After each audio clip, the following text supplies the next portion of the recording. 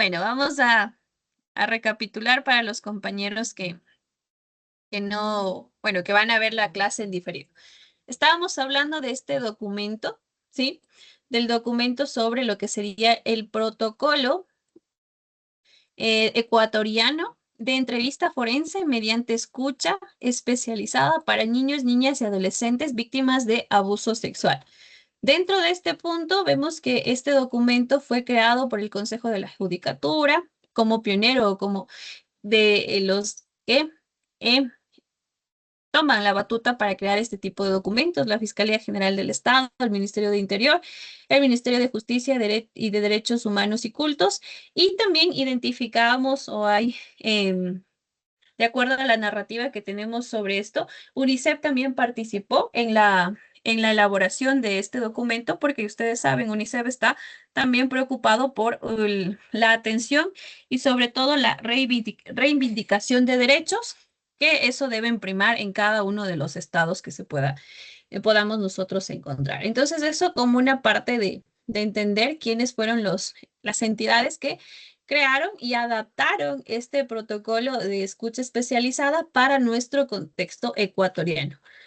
En la clase anterior hablábamos sobre que si esto podemos ocuparlo en otro tipo de víctimas, sí, porque de hecho nos ayuda a entender o dar un paso a paso de que, obviamente, en cualquier entrevista, ¿qué es lo primero que yo debo hacer? Generar empatía, generar rapport, hacer sentir, perdón, que la víctima es escuchada, que la víctima está siendo entendida y que no le van a juzgar como tal, ¿sí?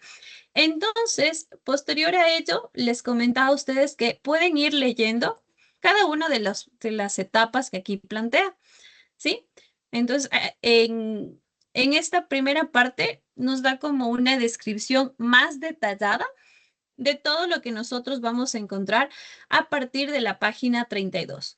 En la página 32, sí, aquí nosotros encontramos un resumen de cada uno de los procesos de lo que vendría a ser la entrevista forense mediante la escucha especializada. Dentro de ello tenemos la primera etapa, que era la introducción, cómo nos vamos a presentar, cómo vamos a explicarle también quiénes, si hay las personas que van a estar también en este proceso y qué es la función o cuál es la función que ellos tienen. De igual manera que vamos a grabar, ¿sí? Pero siempre enfocándole a que esto me ayuda, ¿sí? Si yo me olvido ciertas preguntas, estas otras personas que están acá me van a ayudar a recordar. Con la grabación, yo voy a recordar también todo lo que dijimos para no inventarme nada. Entonces, miren, son cosas que como tal son una parte introductoria. Luego nos dice la interacción inicial y aquí es importante la construcción del rapport y de la empatía. Y aquí vamos a hablar de temas interesantes para el niño, ¿sí? Y vamos a pedirle, bueno, cuéntame más, me dices que te gusta el fútbol, ¿cuál es tu jugador favorito? Entonces nos dice cualquier jugador, ¿y por qué te gusta ese jugador? Y empieza a detallarnos, nos empieza a contar. Un niño, cuando siente confianza o cuando siente que está en un espacio cálido, amigable, de confianza, el niño va a empezar y hablar y hablar. Lo complejo en ese caso va a ser poder direccionarle a los otros temas que tenemos que trabajar. Pero eso siempre y cuando se haya hecho un buen entablar de una manera adecuada el rapport y la empatía. Obviamente, otros niños que puede también darse el caso van a ser sumamente tímidos, que nos expresen una, dos, que tres palabras va a ser el éxito. Pero de eso también se trata, ¿no? Que tengamos esta habilidad o esta experticia para que ellos puedan sentirse cómodos y nos puedan conversar. Luego tenemos las instrucciones para la entrevista. Aquí ya estamos preparándole para cómo en este caso puede identificar qué hacer y qué no hacer. Por eso nos dice, es aquí el objetivo, que tiene que el NNA conocer las reglas básicas de la entrevista. Una de las reglas básicas es el corregirme. Si yo estoy entendiendo mal, por favor, corrígeme. Sí, no hay problema, yo me puedo equivocar. Lo importante aquí es que tú me puedas corregir.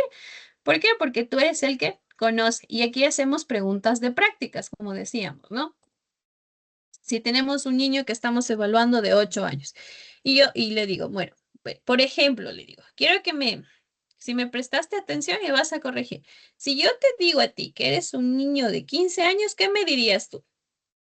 No, que tengo 8 años. Perfecto, exacto. Si yo en algún momento de lo que vamos a conversar me equivoco, por favor, corrígeme con toda confianza. Entonces le preparamos también para que nos pueda corregir en algún momento donde nosotros queramos clarificar alguna situación. Otra de las directrices es, si no sabes, no adivines. De igual manera, aquí está la pregunta, ¿cuál es el nombre de mi perro? Ya, no lo sé, no lo conozco. Perfecto, no lo conoces, ¿sí? Y por lo tanto no sabes cuál es mi nombre de mi perro. Imagínate, ¿puedo yo no tener un perro? Entonces, mira, son cosas que es importante que tú no adivines. Luego también el no entiendes, ¿sí? Hay cosas o va a haber preguntas o tal vez palabras que tú no entiendas. Entonces, también es importante que tú me puedas decir, no entiendo. ¿Por qué? Porque con eso yo voy a preparar de una manera adecuada o te voy a decir en otras palabras hasta que tú puedas entenderme. Y luego otra de las directrices es verdadero o real. Es muy importante que me digas solo cosas que realmente sucedieron contigo, ¿sí? Entonces aquí nosotros identificamos que tiene que dar una claridad de qué es real, qué es verdadero. ¿Sí? No aspectos que pueda en este caso inventarse o que no sucedieron. Y ya ingresamos a la parte de la narrativa. Con todo aprovechamos para hacer un resumen de estos primeros puntos. Ya en la narrativa es importante que nosotros direccionemos o le enseñemos al NNA a que pueda plantear una narrativa libre, es decir, que pueda explicarnos todo lo que sucedió. Sí, con detalles sería importante. Por ejemplo, aquí nos dice, cuéntame lo que has hecho hoy desde la hora que te despertaste esta mañana hasta la hora que llegaste aquí. Luego nos dice, dijiste que te gusta el fútbol. ¿Cuándo fue la última vez que jugaste? En este dice, comience por el principio y cuente todo lo que pasó la última vez que jugaste. Cuéntame tu último partido. ¿Cómo fue? Sí, cuéntame desde el inicio, desde que en este caso el árbitro pitó hasta el final. Entonces estamos generando, estamos motivando a que el evaluado, en este caso, nos diga detalles. Háblame más sobre la falta que le hicieron a tu amigo. ¿Y qué pasó entonces?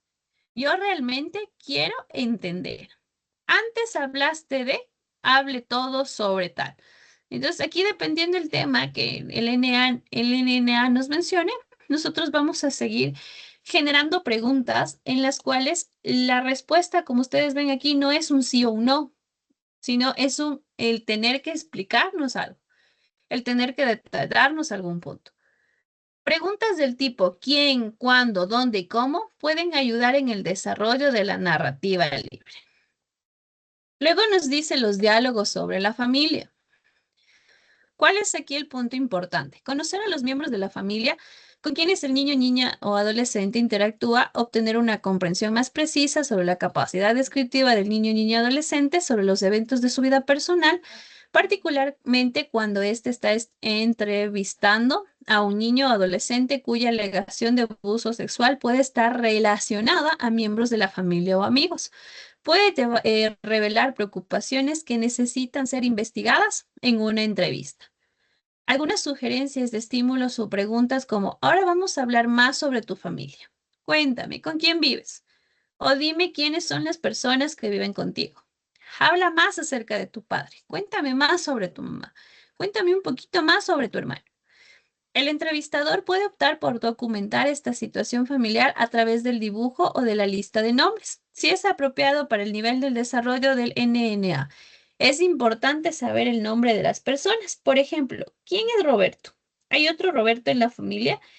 Entonces, aquí, ¿qué es lo que nos dice? Que nosotros podemos optar o se podría hacer dependiendo la edad y dependiendo la pertinencia que tenga el caso, poder ejecutar mediante dibujos que nos pueda contar. Y bueno, vas a dibujar a tu familia. Y dentro de ello, decirle, mira, cuéntame quién es él, qué hace, cómo se comporta, cómo es en la casa, y quién es ella y por qué está acá. Aspectos como esos. Sobre todo, como nos dice aquí, cuando la sospecha es que el abuso o la vulneración de derechos es de un familiar. La segunda etapa nos dice preparar al niño para hacer espontáneamente la transición a la revelación o dejar la puerta abierta. En caso de eh, renuncia a narrar los hechos ocurridos, utilizar la técnica del embudo, que busca ir canalizando la entrevista hasta el episodio alegado. ¿Qué es lo que quiero decir? Que me voy a ir por las ramas, ¿sí? Voy preguntando una cosa, otra cosa, hasta poder llegar al punto central o a la revelación, como nos dice aquí, de lo sucedido. Transición hacia la fase de relato de los hechos que se investigan. ¿Qué es importante aquí? Asegurar la narrativa total y completa del incidente denunciado. Utilizar una serie de estrategias para hacer la transición a la parte de la entrevista que trata sobre los hechos que se investigan, adaptando su enfoque a la historia y a las necesidades observadas del niño que está siendo entrevistado, principalmente la descripción, narrativa y preguntas de seguimiento. Entonces, cuando el entrevistador debe realizar la transición hacia los temas sustantivos, debe comenzar con invitaciones más abiertas posibles y después con preguntas más directas. Por ejemplo, ahora que te conozco un poquito mejor, quiero hablar del por qué estás aquí hoy. ¿Sí?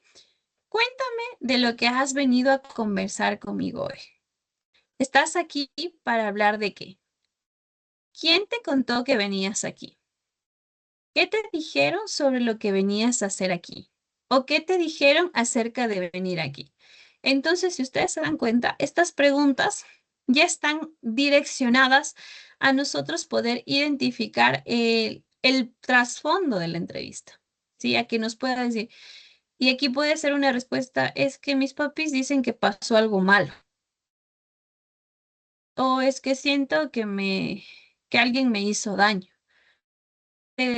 Alguien te hizo daño. Entonces ya es como que está empezando a introducirse en este punto. Entonces, preguntas un poquito más directas nos dice que alguien está preocupado contigo.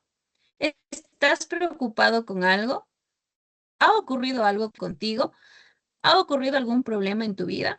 ¿Tienes miedo a alguien? ¿Tienes miedo de hablar? ¿Estás con vergüenza de hablar u otro sentimiento? Entonces, aquí como que estamos ya direccionándonos a preguntas del sí o no. ¿Pero por qué? Porque en las preguntas anteriores tal vez no hay una respuesta.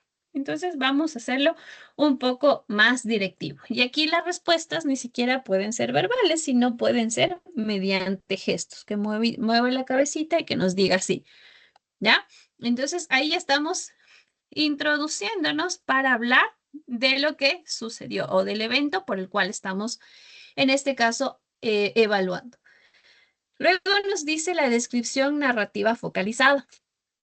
Ahora ya no estamos por los alrededores, se podría decir. Ahora ya vamos a focalizar el punto principal. Iniciar con preguntas abiertas sobre el tema seleccionado por el entrevistador y solicitar más información sobre el tema ya mencionado. ¿Esto qué quiere decir? Que ya son preguntas más directivas. Las preguntas sobre acciones pueden ser útiles para los niños más jóvenes, como las preguntas de cuéntame más sobre lo que pasó con tu tío o cuéntame más sobre lo que sucedió en la escuela. Comienza desde el principio y me cuentas y me cuenta todo lo sobre lo que pasó. Bueno, aquí está tratándolo de usted, ¿no? Hay veces que los niños sí generan en ellos mayor confianza el que les podemos. Bueno, cuéntame todo lo que pasó, ¿sí? Desde el inicio. Así como te acuerdas que me contaste qué es lo que hiciste el día de hoy. Ahora cuéntame de ese momento, ¿qué es todo lo que tú te acuerdas? ¿Te parece? Bien, entonces vamos. Cuéntame ahora tú ese cuento de lo que pasó esa vez. Luego nos dice, cuéntame todo lo que ha sucedido, ¿sí? Desde, en este caso, el foco de interés. ¿Cuál podría ser un foco de interés? Desde que saliste de la escuela o desde que tus papás te dejaron en la casa. Ya, ese es un foco de interés. Hasta otro foco de interés, hasta que tus papás volvieron a la casa, ¿sí? Cuéntame más sobre eso. A ver, ¿qué pasó en ese proceso? ¿Qué pasó en ese tiempo? ¿Qué más sucedió? ¿Qué pasó después? Entonces, como ustedes ven, en las preguntas sobre la parte de de la transición hacia la fase de los hechos, es como que nos vamos por las ramas, ¿sí? Y luego ya vamos directamente a lo que queremos averiguar o el relato que en este caso necesitamos. Nos dice, preguntas del detalle son importantes para la investigación. Puedes señalar al niño que ella o él debe proporcionar un elemento que falta en su narrativa.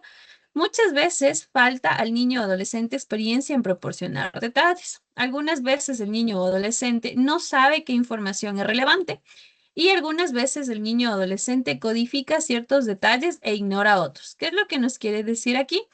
Que el niño, por ejemplo, nos va a empezar a contar ciertas cosas, pero se va a olvidar de decirnos cuándo pasó eso, con quién fue, cómo fue, dónde fue. Y en ese sentido, nosotros tenemos que poder persuadir para que nos puedan detallar qué es lo que está sucediendo. Por ejemplo, aquí nos dice, ¿quién estuvo en su casa? ¿Quién estuvo en la casa aquella noche? ¿Qué dijo su abuela? ¿Qué dijo tu abuelita? ¿Ya? Pero es ¿por qué? Porque dentro de lo que él nos empieza a contar, nos dice, ¿no? Tal vez es que llegó, me hizo sentir mal, me tocó y luego se fue. ¿Ya? Entonces, ahí nosotros, ¿quién fue esta persona que llegó a la casa? Ya estamos como más directivos, pero tampoco le vamos a decir, el niño ni siquiera es algún antecedente o algún expediente, decimos, ah, tu tío llegó a la casa, ya le estamos direccionando la respuesta. Entonces, lo adecuado es decir, ¿quién llegó a la casa? ¿Sí? Aquí luego van las técnicas de aclaración y las suplementarias. Las herramientas o técnicas pueden ser útiles con algunos niños, niñas y adolescentes, y el uso de cualquier herramienta o técnica debe ser adecuado al nivel de habilidades y también de personalidad del NNA. En el caso de eventos múltiples, desde el principio de que puede haber habido más de un evento de abuso sexual y de la misma forma puede haber habido más que un tipo de abuso sexual o más de un supuesto autor de la violencia. Puede haber cuestiones traumáticas para un niño que no sean de abuso, ¿sí? Estos son como aspectos en los cuales nosotros clarificamos, bueno, esto ¿te había pasado en otro momento? Sí, eh, con qué sé yo, con mi abuelito. Cuando vivíamos en la casa de mi abuelito, igual mi abuelito jugaba así conmigo. Entonces también son estos puntos que nos dice aquí que clarificamos que tal vez llega la denuncia por un evento X, pero al momento de hacer la entrevista identificamos que ya hay un antecedente de una situación de abuso de igual manera. Manejo de la interacción de las preguntas con la sala de la audiencia, ¿sí? Recordatorio. Antes de encaminar la entrevista para su cierre, verificar con los miembros de equipo de observación si tienen alguna pregunta adicional que hacerle al niño o al adolescente. Aquí, por ejemplo, pueden las personas que están en la sala, que a veces son fiscales, los jueces en algunos casos, los abogados de las dos partes, los padres también se pueden encontrar dentro de estos, dentro de la sala. Entonces, siempre es importante que podamos dejar claro que ya no hay ninguna pregunta. Entonces, los abogados pueden decir, pregúntele dónde fue.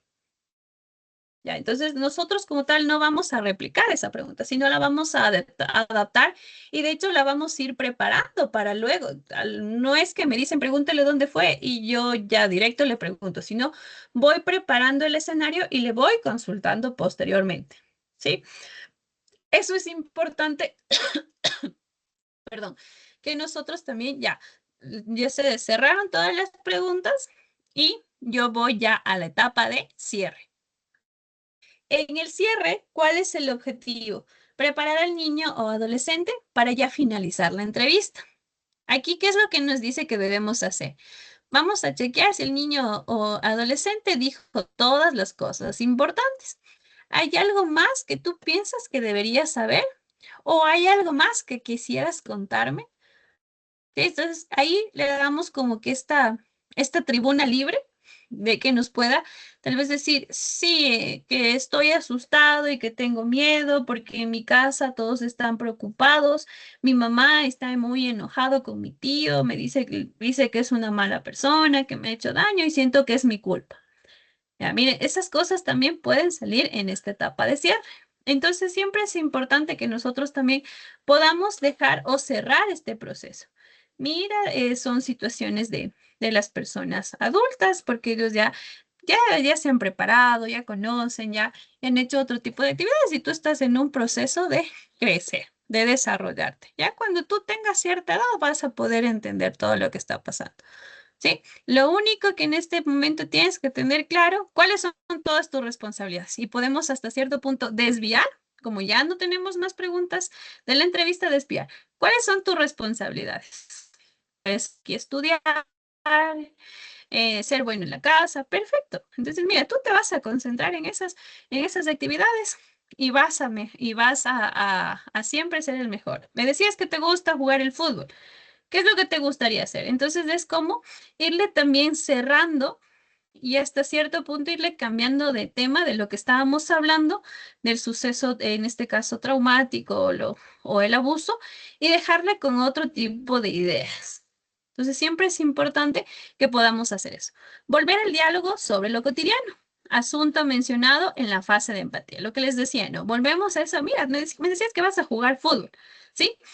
Ayudar al niño a volver a un estado más cómodo. ¿Por qué? Porque esta situación del abuso, hay niños que tal vez ni siquiera entiendan lo que pasó, ni siquiera tengan una conciencia de que los abusaron, de que los violaron, de que se vulneraron derechos. Pero saben que en casa mamá está preocupada, mamá está llorando, papá está triste, o tal vez me duele o me hizo daño a nivel biológico. Entonces nosotros como tal no le debemos dejar al niño con ese aspecto, sino retomamos a los aspectos en los cuales él se sentía bien, se sentía feliz o se sentía en este caso cómodo, como en el ejemplo que hablábamos del fútbol, ¿ya? Evitar decir, ¿qué vas a hacer hoy cuando salgan de aquí? Y responder a las preguntas o cuestionamientos. De igual manera, es importante agradecer al NNA por la oportunidad de conocerlo, por su tiempo y por su esfuerzo. Me has dicho un montón de cosas hoy y te agradezco la oportunidad de haberte conocido mejor. Ahora sé que te gusta muchísimo el fútbol y que en un futuro tal vez seas el mejor futbolista de la provincia. Entonces, miren, le dejamos también esos refuerzos positivos y le dejamos con esas ideas que en consulta o en terapia también son buenas, ¿no? Saber qué potencialidades o qué aspectos positivos yo tengo. Ofrecer la posibilidad de que el niño o adolescente pueda contactar al entrevistador si siente la voluntad de hacerlo para poder hablar otras cosas. Si quieres hablar conmigo de nuevo, ¿sí? La persona que le ha llevado al niño a la entrevista, en este caso, si quieres hablar conmigo de nuevo, tu mami tiene mi número de teléfono y puedes llamarme. Si tal vez quieres contarme algo más o después te acuerdas, puedes llamarme y podemos conversar. ¿Está bien? Sí, perfecto. Entonces, miren, ahí hemos cerrado ya la entrevista y tenemos aquí un paso a paso de todo lo que hay que hacer. Este, como tal, es un protocolo bastante bien estructurado, ¿sí? Para nosotros aplicarlo. Y básicamente, ¿qué es lo que tenemos que hacer? Seguir lo que el documento nos menciona. Preguntas, dudas, inquietudes, aportes.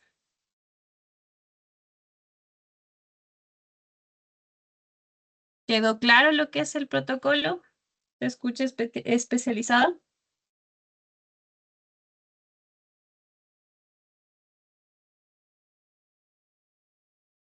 Sí, no, tal vez.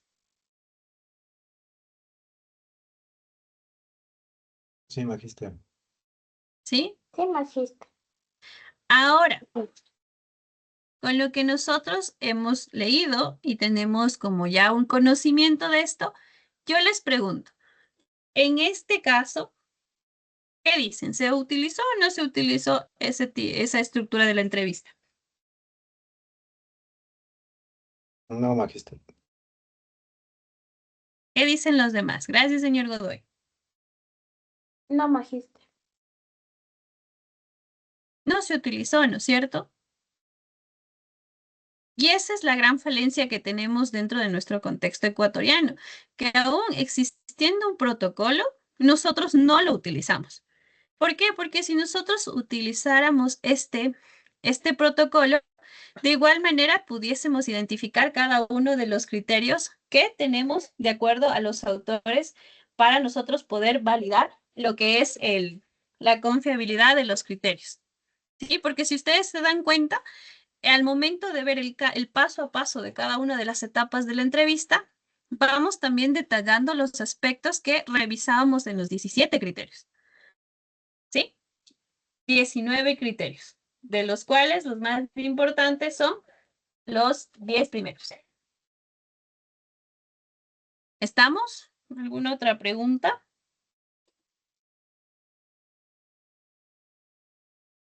¿Algún otro comentario?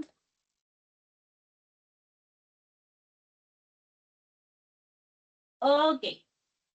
Bueno, dentro de esto, vamos a continuar ahora hablando sobre lo que vendría a ser un peritaje psicológico, ¿sí? Cuando yo hablo de un peritaje psicológico, voy a hablar sobre la estructura, la redacción y la defensa oral. ¿Cuál es la definición? De acuerdo al autor Zurita Camacho del 2021, el informe pericial, sí que es el sustento, lo que nosotros vamos a presentar, se define como un medio probatorio que supone la culminación ya de un proceso de evaluación en el área psicológica y forense. De esta forma se presentan los resultados de la investigación realizada por el psicólogo forense. ¿Qué quiere decir esto? Que nuestro informe pericial ya va a ser como este punto casi final, porque luego viene la parte de la defensa oral, pero ya estamos terminando. Es decir, ya hemos evaluado, ya hemos analizado, ya hemos estudiado, ¿sí? Ya hemos aplicado una metodología para nosotros ya poder redactarla.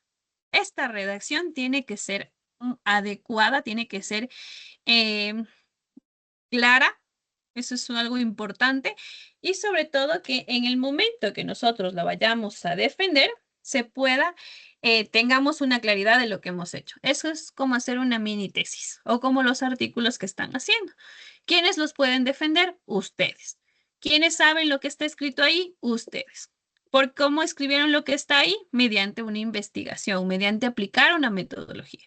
Entonces, lo mismo va a pasar con un informe pericial, sino que el objeto de investigación va a ser otro. Luego nos dice la parte de la estructura del informe psicológico forense. En la estructura de un informe psicológico forense, en primer lugar, ustedes tienen que saber estructurarlo adecuadamente. Tienen que tener un sustento legal. ¿Por qué? Porque desde aquí parte el hecho de que un informe pericial sea bueno o sea malo. Hay muchos psicólogos que no conocen, pese a que han estudiado, tienen maestrías, pero no lo hacen de una manera adecuada y cuando tienen que defenderlo, el abogado de la parte contraria, pues fácilmente, en este caso, anula las pruebas y no tiene, porque no tiene sustento, porque no hay una claridad y porque obviamente muchas veces los abogados de la contraparte se asesoran de un psicólogo jurídico forense y pues sacan ciertas preguntas que pueden realizar en lo que vendría a ser la audiencia. Entonces, como tal, la asesoría que podemos brindar dentro de estos espacios es bastante requerida y bastante útil también para identificar si una prueba sería válida o anularla como tal. Entonces, como les decía, tiene que tener un sustento legal. El informe pericial tiene un sustento legal que determina los parámetros mínimos a cumplir, la estructura del mismo y los objetivos que en este caso persigue. Es por ello que todo informe pericial debe estar regido por lo establecido en la normativa legal vigente de nuestro país. ¿Cuál es esta normativa legal vigente? El Código Orgánico General de Procesos. En este caso, el COGEP. En la sección 2, en lo cual habla específicamente de lo que son los informes periciales. ¿Qué es lo que nos dice aquí?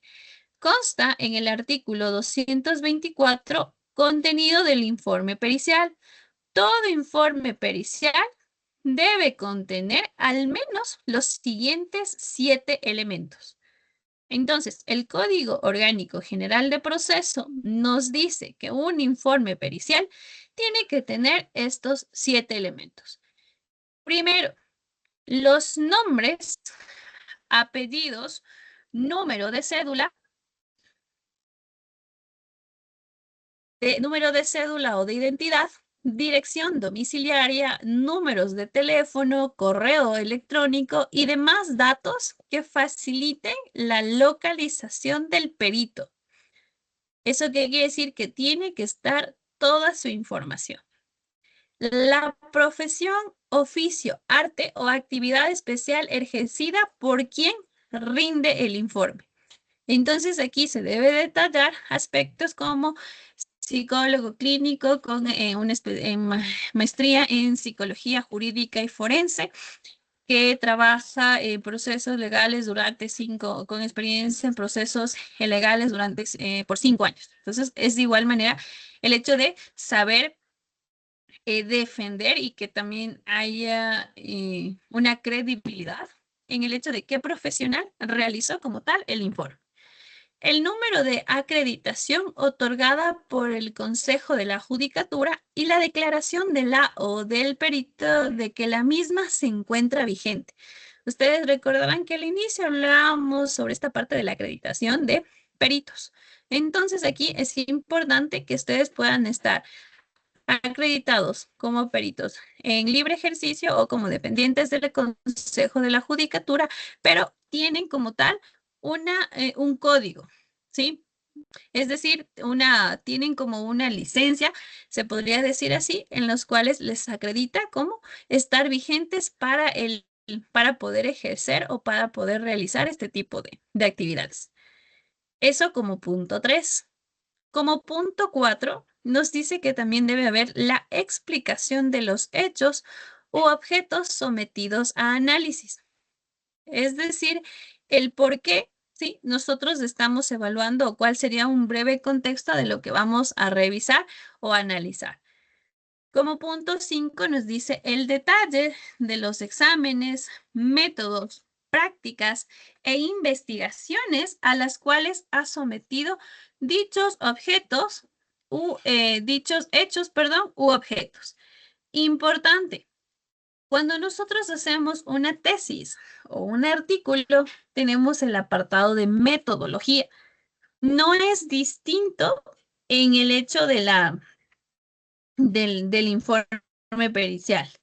¿Por qué? Porque nosotros tenemos que detallar, describir qué test se utilizaron, cuál fue la metodología, cuáles fueron las investigaciones en las que yo estoy sustentando lo que tal vez he identificado en el evaluado. Por ejemplo, ¿cómo podemos comparar este punto? Cuando ustedes hacen su investigación, tienen un apartado que dice discusión. En la discusión, ¿qué es básicamente? Cuando yo hago la discusión es tomar en consideración los resultados que yo obtuve y compararlos con investigaciones de otros autores. Es decir, que puedan esto sustentar lo que yo estoy mencionando o en este caso también contradecir los resultados que yo tengo. Eso es una discusión. Poder valga la redundancia, discutir o contrarrestar lo que yo he obtenido como resultado o lo que he identificado de la entrevista, ¿sí?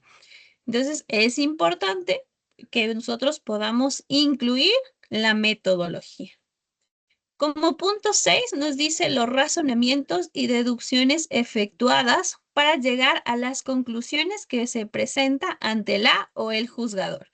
¿Cuáles son estos de razonamientos y deducciones? Por ejemplo, dentro de un proceso podemos decir que se ha utilizado el documento para análisis de criterios, en el cual explica que tiene que cumplirse estos parámetros. Además, se identifica que el testimonio no contiene o no es parte hay una situación forzada o, por ejemplo, aquí podemos detallar aspectos como un niño de 8 años de acuerdo a la etapa de desarrollo, no tendría una claridad de qué es una eyaculación o de qué es un semen y por lo tanto identificamos que en el testimonio. Es por estos razonamientos, estos análisis que hacemos. Por ejemplo, lo que decía la compañera Silvana del caso que veíamos anteriormente. Ella nos dice el día, la fecha, la hora como tal.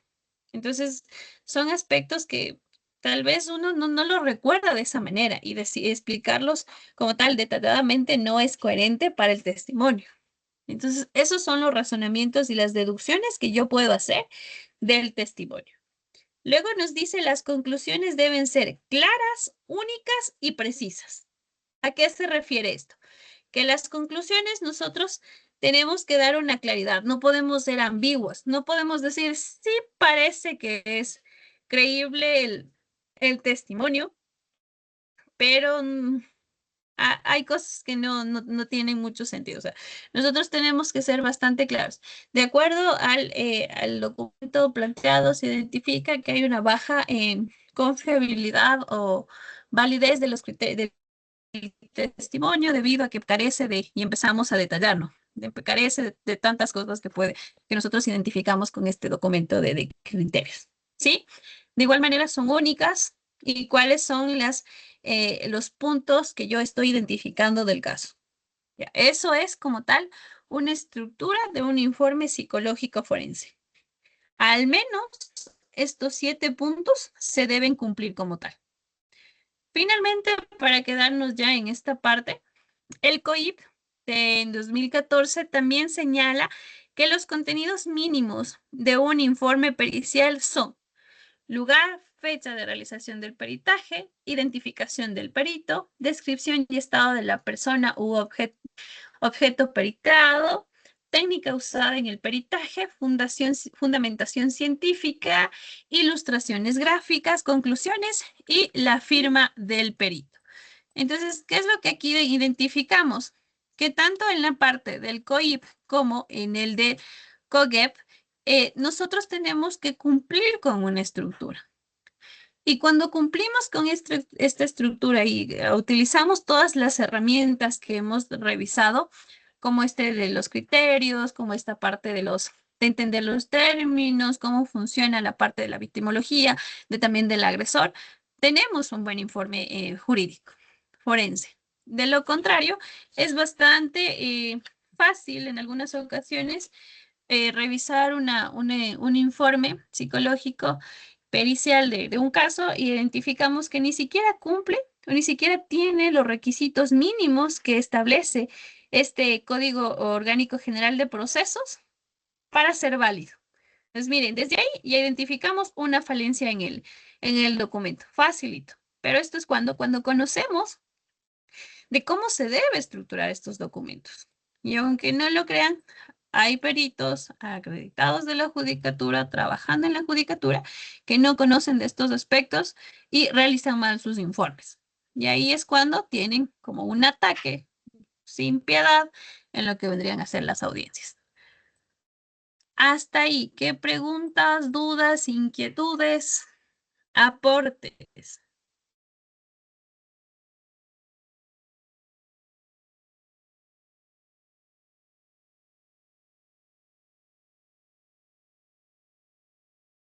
¿Cuál es la recomendación para el día de hoy?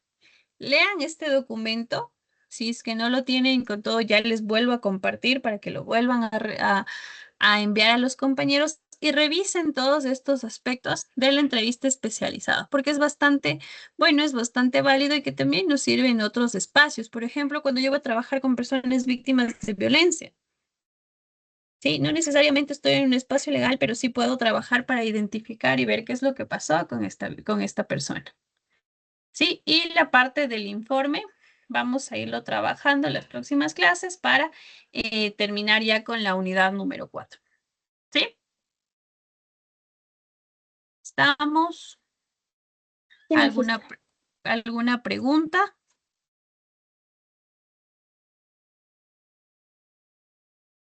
Perfecto, entonces creo que estamos claros. Lady,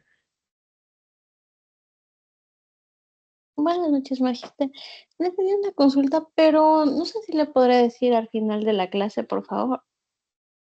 Ok, Muchas no gracias. hay problema. Bueno, con eso terminamos por el día de hoy. Muchas gracias por la espera y también por luego conectarnos y participar de las actividades. Ya les voy a seguir preparando casos para que ustedes puedan ver y puedan identificar y sobre todo entiendan, ¿no? Estos son contenidos muy buenos, son muy útiles para nuestra vida como psicólogos y más aún si se van a ir por la parte jurídica y forense. Esto es una pastillita, pero aunque no lo crean, hay profesionales que están ya ejerciendo y que no conocen y no aplican esto. Pero bueno, también para nosotros es bueno porque en los procesos de audiencia se caen como tal y no tienen un aspecto a donde refutar. ¿Sí? Eso, estimados estudiantes, buenas noches con todos y nos estamos viendo en la próxima clase. Nos quedamos con Lady, por favor.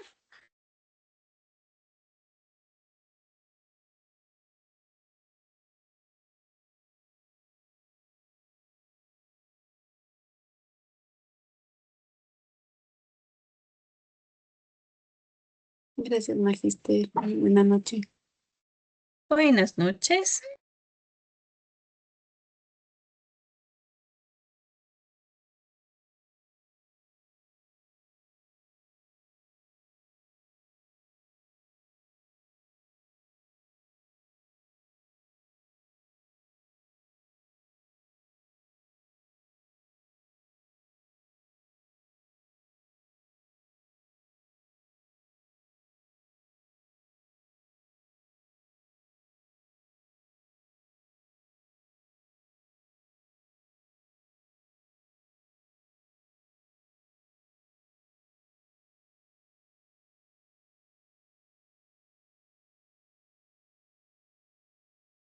Magister, bueno, le molesto rapidísimo si me regala un minutito. Tengo un inconveniente Ibérica. con una de mis compañeras de las prácticas. Em, está quedada ya con las prácticas educativas, ya finalizó y necesitamos, si hay la posibilidad de que nos abra paso para que comience desde la próxima semana las clínicas, porque si ¿Quién no, es? es la compañera Walsaki Calderón Erika Daniela. Y ya subió los documentos que aún no me ha enviado el informe. Sí, ya está subido los documentos a un enlace que le han proporcionado, en el cual tiene que enviar. Lo que está pendiente es el certificado porque la rectora institucional está con vacaciones o un permiso médico, según lo que le entendí el día de hoy. Entonces, a más ¿Walsaki qué? tardar, Walsaki Calderón. Erika. Sí, No, no tengo ningún mensaje de ella del informe final a mi correo. Sin eso yo no le puedo ayudar, ya. Entonces le Erika. digo que le No tiene, envíe. claro, tiene que enviarme, tengo que aprobarle. No, no podemos hacer eso. Lo que sí, coméntale también que tiene hasta febrero para terminar prácticas, ¿no? Sí, Tiene sí, hasta la Magis. última semana de febrero. Ya, ok. Hasta la última semana de febrero. Sí, hasta la última semana de Ya. febrero tiene para hacer las prácticas, pero que haga el informe y que me envíe el correo, porque si yo no le apruebo el informe, no puede en este caso continuar con las prácticas. Claro, justo el día de hoy conversé con la Magíster Carolina por el tema de que hay que hacer los procesos con el órgano regulador, que es usted le emite el informe de que sí ya está apta para que haga las prácticas clínicas y pueda iniciar mi compañera. Entonces ya le hago que le envíe por correo todo el informe, que por favor me ayude con ese tema, Magíster. Sí, sí, pero tiene que enviarme, o sea, no Ya, nos podemos saltar los procesos, tiene que cumplir. claro. ¿Ya? Ya, Magíster, le agradezco muchísimo su tiempo y la clase. Muchísimas gracias. Una linda noche, Ya, Magíster. Erika, gracias a ti, gracias por la participación. Buenas noches. A ver, Lady. Sí, profe, todavía se está grabando. Es que quería ver si